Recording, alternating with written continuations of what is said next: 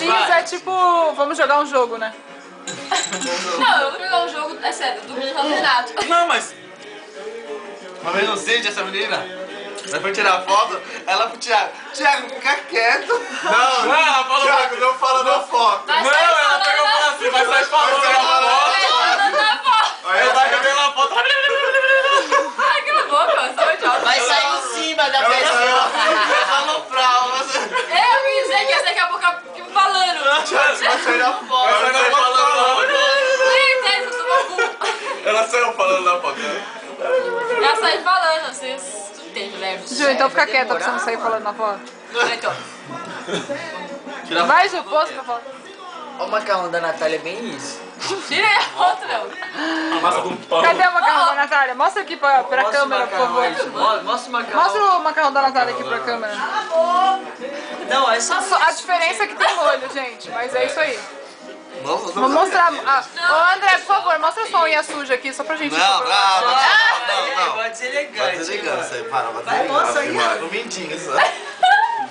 Eu falo que ele tem uma voz Caralho, tendência eu quero aqui. dedo, tamanho de dedo. Nossa, você tem que sair. Você é louco, você tem que ir. Nossa. Reverso. Obrigada, estava E o falando Águia, da esse pegada. Olha Obrigada.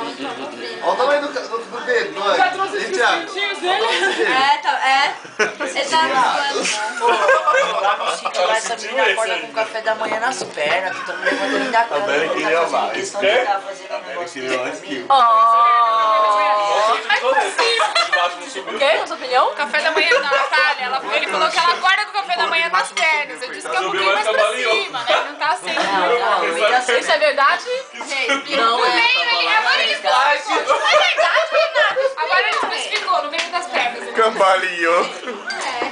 De bag é foda. Eu quero fazer uma observação, mas ainda não tem hoje, não é? Não, esse moleque é foda. Pela segunda vez o Ang caiu de bike. Nossa. Pega a brisa. Ai, cara, eu torci o pé, mano. Todo mundo dá tchau agora. Tchau, tchau. É hora de dar tchau. Tá ligado? Você cambaleia, levanta aqui. É hora de dar tchau.